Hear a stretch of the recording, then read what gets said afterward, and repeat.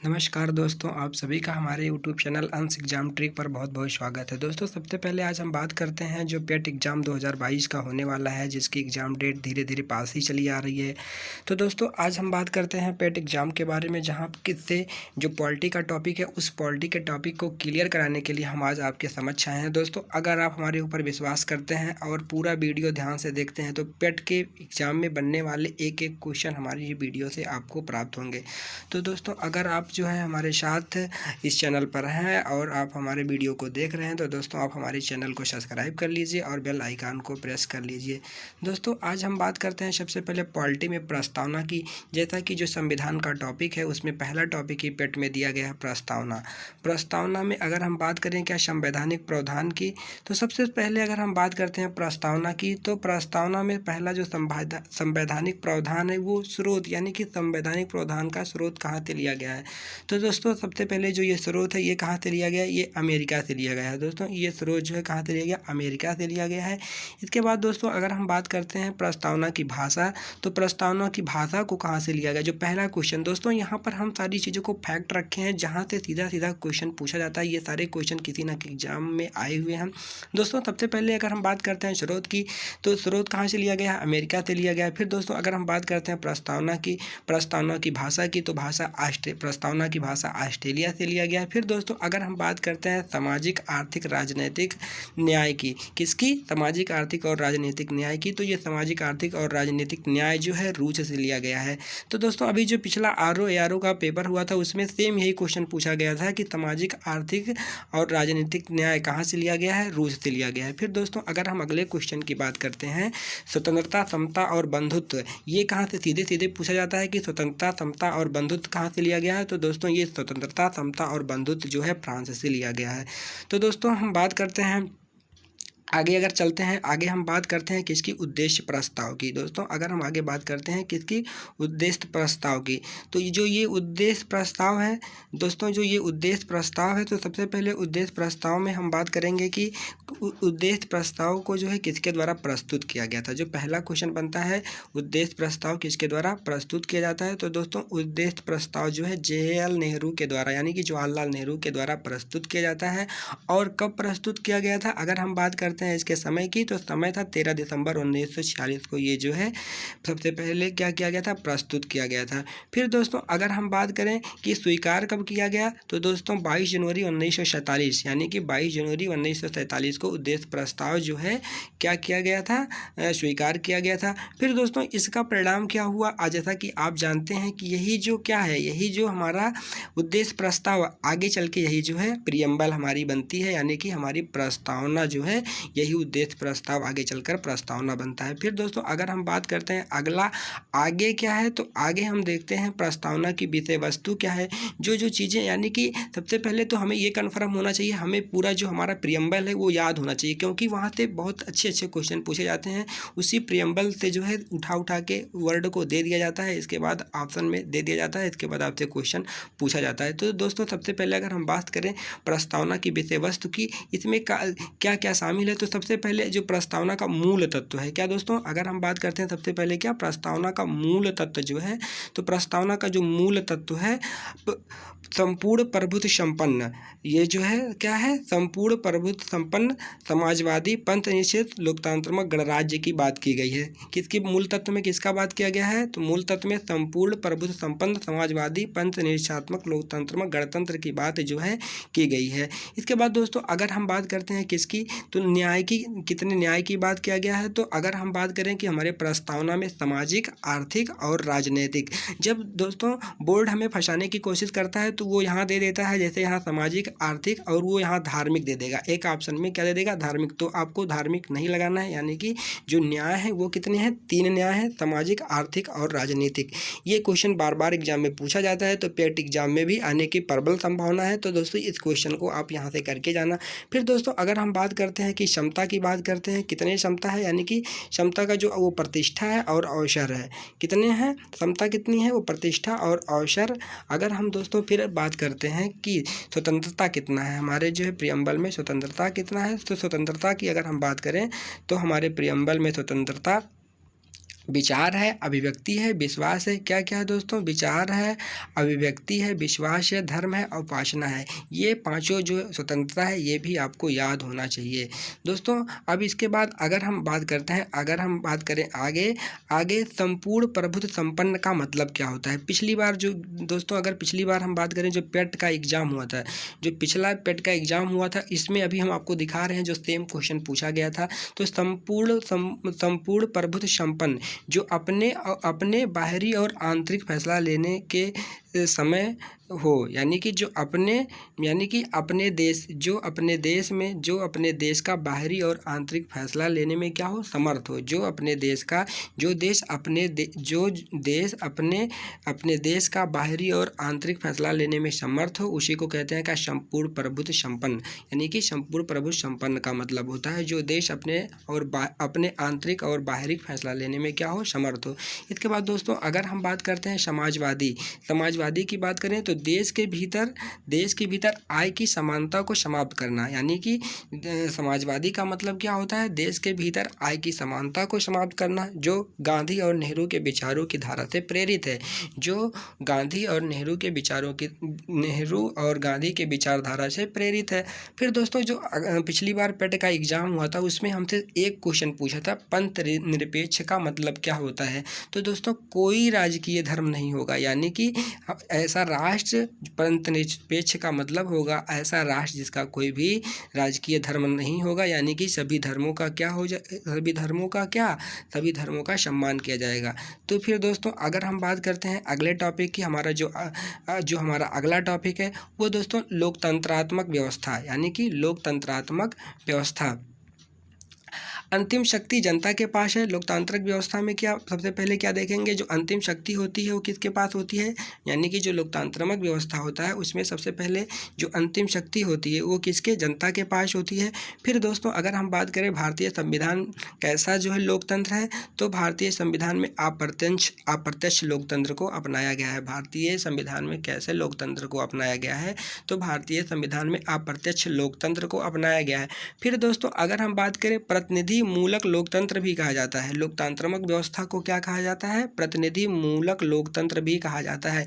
ये सारी बातें आपको एग्जाम में पूछी जाएंगी, आपको एक एक बातों को ध्यान से सुनना है और जो है वीडियो को देखते रहना है। अगर आपको वीडियो समझ में आ रही है और जो है आपको हमारा ये वीडियो अच्छा लग रहा है तो प्लीज़ दोस्तों हमारा सपोर्ट कीजिए, हमारे चैनल को सब्सक्राइब कीजिए। हम पेट का एक एक टॉपिक, चाहे वो हिस्ट्री हो, चाहे वो पॉलिटी हो, चाहे वो स्टैटिक जीके हो, जितने भी टॉपिक इंक्लूड हैं सारे टॉपिक को एक एक करके हम आपको जो है डिलीवर करेंगे। तो दोस्तों अगर अच्छा लग रहा हो तो प्लीज़ हमारे चैनल को आप सब्सक्राइब करिए। तो दोस्तों एक वर्ड मैंने आपको बताया था गणतंत्र, यानी कि रिपब्लिक। अगर हम गणतंत्र और रिपब्लिक की बात करें, इसका जो मतलब होता है जिसका राष्ट्रीय अध्यक्ष वंशानुगत ना हो। क्या? जिसका जो है क्या, राष्ट्रीय अध्यक्ष वंशानुगत ना हो। नहीं मतलब कोई जो है अगर कोई जो प्रधानमंत्री बन गया है सिर्फ उसका लड़का ही प्रधानमंत्री बने, ऐसा ना हो, इसी को कहा गया है क्या, गणतंत्र। यानी कि इसका मतलब होता है जिसका राष्ट्रीय अध्यक्ष वंशानुगत ना हो। किसी भी राजनीतिक पद पर कोई भी पहुंच सकता है। इसका मेन जो उद्देश्य होता है कि किसी भी राजनीतिक पद पर कोई भी पहुंच सकता है, यानी कि वो वंशानुगत ना होकर के कोई भी उस पद पर पहुंच सकता है। फिर दोस्तों अगर हम बात करते हैं अगर हम बात करें और आगे, तो सबसे पहले क्या, प्रस्तावना की जो क्या संशोधनीयता होती है, जो प्रस्तावना की क्या है, संशोधनीयता है। सबसे पहले अगर हम बात करते हैं इसमें क्या, बहुत ज़्यादा पूछा जाने वाला क्वेश्चन है, केशवानंद भारती केस, बेरुबारी केस, मुंबई बनाम यूनियन ऑफ इंडियावाद, मुंबई बनाम यूनियन ऑफ इंडियावाद। तो सबसे पहले अगर हम बात करते हैं केशवानंद भारती केस की, सबसे पहले अगर हम बात करें केशवानंद भारती केस की, तो ये केशवानंद भारती केस 1973 में आया। ये जो है आज तक की सबसे बड़ी बेंच है, जिसमें 13 जज जो है, जिसमें 13 जज जो है बैठे थे, 13 जज बैठकर सुनवाई किए थे। इसमें कहा गया था कि प्रस्तावना संविधान का भाग है, इसमें संशोधन किया जा सकता है। यही क्वेश्चन पूछा जाता है कि किस केस में कहा गया था कि प्रस्तावना संविधान का भाग है और इसमें संशोधन किया जा सकता है। लेकिन एक कंडीशन भी बताई गई थी, एक शर्त भी रखा गया था, लेकिन इसके मूल ढांचे में कोई परिवर्तन नहीं किया जा सकता।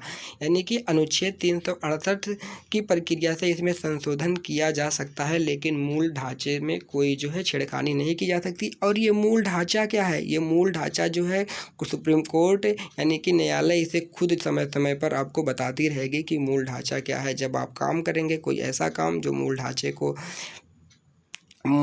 ढांचे के अनुरूप नहीं होगा, तो जो है वो सुप्रीम कोर्ट खुद तय करेगी कि ये मूल ढांचे के अनुरूप नहीं है। तो हम बात करते हैं कि जो अगला केस था जिसके बारे में क्वेश्चन पूछा जाता है, पहला केस तो यही पूछा जाता है, बेरोबारी केस। तो पहली बात, बेरोबारी केस में जो बेरोबारी केस था वो 1960 में आया था और इसमें कहा गया था क्या? इसमें कहा गया था कि बेरोबारी केस में 1960 में जो आया था, इसमें कहा गया था कि प्रस्तावना संविधान का भाग नहीं है, प्रस्तावना संविधान का भाग नहीं है। लेकिन इसके बाद फिर जब अगली सुनवाई हुई और तब कोर्ट ने माना, केशवानंद भारती केस में कहा कि जो प्रस्तावना है वो जो है किसका? संविधान का भाग है। फिर दोस्तों अगर हम बात करें क्या बम्बई बनाम यूनियन ऑफ इंडियावाद की, तो इसमें 1950 में इसमें भी केशवानंद केस को दोहराया गया, अर्थात इसमें भी ये बताया गया कि संविधान प्रस्तावना जो है संविधान का भाग और इसमें संशोधन किया जा सकता है। फिर दोस्तों अगर हम बात करते हैं क्या 42वां संविधान संशोधन 1976, अगर हम बात करते हैं कि इसका 42वां संविधान संशोधन 1976 का, तो इसमें जो है 3 शब्द जोड़े गए। 42वां संविधान संशोधन कब किया गया? पहला क्वेश्चन तो यही पूछा जाता है कि 42वां जो संविधान संशोधन है वो कब किया गया? तो 42वां संविधान संशोधन 1976 में किया गया। दूसरा क्वेश्चन पूछा जाता है उस समय जब 42वां संविधान संशोधन किया गया तो उस समय पीएम कौन था? तो पीएम कौन थी उस समय पीएम इंदिरा गांधी थी। फिर दोस्तों अगर हम बात करते हैं कि 42वां संविधान संशोधन में 3 शब्द जोड़े गए थे। कितने शब्द जोड़े गए थे? 3 शब्द जोड़े गए थे। वो शब्द कौन कौन थे? पहला जो शब्द था वो था समाजवाद, इसके बाद दूसरा शब्द था पंचनिरपेक्ष और तीसरा शब्द था वो क्या था? अखंडता। वो क्या शब्द था? अखंडता। तो हम कह सकते हैं कि 42वें संविधान संशोधन 1976 में 3 शब्द जोड़े गए, समाजवाद, पंचनिरपेक्ष और अखंडता। और उस समय पीएम कौन था? तो उस समय जो है पीएम थी इंदिरा गांधी। फिर दोस्तों अगर हम बात करते हैं अगले टॉपिक की, अगर हम बात करें अगला टॉपिक हमारा क्या है, हमारे जो है संविधान में सीधे सीधे क्वेश्चन हमारे जो संविधान का एग्जाम होता है इसमें जब प्रस्तावना की बात होती है तो कथन के बारे में बहुत सीधे सीधे क्वेश्चन पूछ लिए जाते हैं। तो दोस्तों आपको इस बात को ध्यान रखना है कि इसमें 5 कथन पूछे जाते हैं और इस जो 5 कथन पूछे जाते हैं इसको जो है हम यहाँ आपको एक साथ दिखा रहे हैं ताकि आपको हमेशा याद रहे। तो दोस्तों सबसे पहले जो है डॉक्टर के.एम. मुंशी ने कहा था जो प्रस्तावना है वो क्या है? जन्म कुंडली है। क्या है? प्रस्तावना संविधान की क्या है? जन्म कुंडली है। प्रस्तावना संविधान की क्या है? जन्म कुंडली है। किसने कहा था? सीधा सीधा क्वेश्चन पूछा जाता है कि प्रस्तावना जो है जन्म कुंडली, संविधान की जन्म कुंडली है, ये शब्द किसने कहा था? तो आप क्या बताएंगे? के.एम. मुंशी ने कहा था। फिर दोस्तों आपसे पूछा जाता है कि प्रस्तावना संविधान का परिचय पत्र है। क्या? प्रस्तावना संविधान का परिचय पत्र है। अगर आपसे ये पूछा जाता है तो ये शब्द किसने कहा था? तो आप बताएंगे N.K. पालकीवाला ने कहा था प्रस्तावना संविधान का परिचय पत्र है। फिर दोस्तों अगर हम बात करें अल्लादी कृष्णा स्वामी अय्यर ने क्या कहा था? अय्यादी कृष्णा स्वामी अय्यर ने कहा था कि जो प्रस्तावना है वो जो है दीर्घकालिक सपनों का विचार है। क्या? प्रस्तावना क्या है? दीर्घकालिक सपनों का विचार है। फिर दोस्तों अगर हम बात करें ठाकुर दास भार्गव ने कहा था कि जो प्रस्तावना है, ये क्वेश्चन आप यहीं पर कंफ्यूज हो जाते हैं कि बी आर अम्बेडकर यानी कि भीमराव अम्बेडकर ने ये शब्द नहीं कहा था कि प्रस्तावना जो है संविधान की आत्मा है। ये शब्द किसने कहा था? ये शब्द कहा था ठाकुर दास भार्गव ने कहा था कि जो प्रस्तावना है वो संविधान की क्या है? आत्मा है। ये शब्द किसने कहा था? ये शब्द कहा था ठाकुर दास भार्गव ने। फिर दोस्तों अगर हम नेक्स्ट बात करते हैं किसकी बात करते हैं, पवित्र दस्तावेज, यानी कि जो प्रस्तावना है वो संविधान का पवित्र दस्तावेज है। ये शब्द किसने कहा था? तो ये शब्द जो है बी आर अम्बेडकर ने कहा था। किसने कहा था? बी आर अम्बेडकर ने कहा था।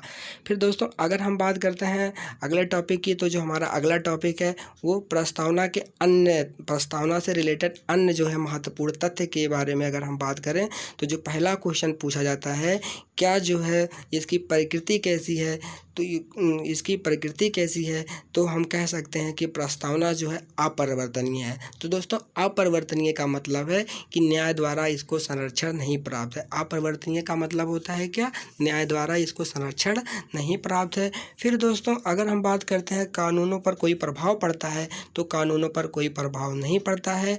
अगर दोस्तों हम बात करते हैं क्या, अन्य संस्थानों पर उल्लेख की बात करते हैं, अगर हम क्या अन्य संस्थानों अन्य स्थानों पर उल्लेख की बात करते हैं, तो एकता और अखंडता इसका जो उल्लेख है, यानी कि एकता और अखंडता का उल्लेख कहाँ पर किया गया है, मूल कर्तव्य में किया गया है। एकता और अखंडता, जब वो टॉपिक हम आपको पढ़ाएंगे तो वहाँ पे ये क्लियर करेंगे कि एकता और अखंडता का प्रयोग कहाँ पे किया गया है, तो मूल कर्तव्य में किया गया है। इसके बाद सामाजिक, आर्थिक और न्यायिक, सामाजिक, आर्थिक और न्यायिक, ये जो तीनों शब्द जोड़े गए थे, इसका भी उपयोग किया गया है। तो इसका उपयोग कहाँ किया गया है, डीपीएसपी में किया गया है। इसका उपयोग डीपीएसपी में किया गया है। किस आर्टिकल में किया गया, 38 में किया गया है। इसके बाद फिर दोस्तों बात करते हैं, जो 5 प्रकार की स्वतंत्रता की बात हमने की थी, अगर बात करें इसका प्रयोग कहाँ किया गया था, तो फंडामेंटल राइट आर्टिकल 19 में किया गया था। तो दोस्तों ये रहा हमारा आज का वीडियो। दोस्तों कैसा लगा आप हमें कमेंट करके ज़रूर बताइए। अगर आपको ये वीडियो पसंद आई हो तो प्लीज़ हमारे चैनल को सब्सक्राइब कीजिए, बेल आइकन को प्रेस कर दिए। दोस्तों इस तरह के वीडियो, यानी कि पेट से रिलेटेड सारी जो वीडियो हैं वो आपको अवेलेबल कराई जाएंगी। और दोस्तों हाँ, कि पेट का जो एग्ज़ाम है, सिलेबस वाइज, टॉपिक वाइज, आज पॉलिटी की वीडियो थी, हिस्ट्री की वीडियो, जियोग्राफी की वीडियो, इस तरह से आपको हम प्रोवाइड कराएंगे। एग्ज़ाम आते आते सारे ये जो वीडियो हैं और सारे जो टॉपिक हैं क्लियर कर दिए जाएंगे। अगर दोस्तों हमारी वीडियो आपको अच्छी लगी तो प्लीज़ चैनल को सब्सक्राइब करिएगा। ठीक है दोस्तों, नमस्कार, जय हिंद।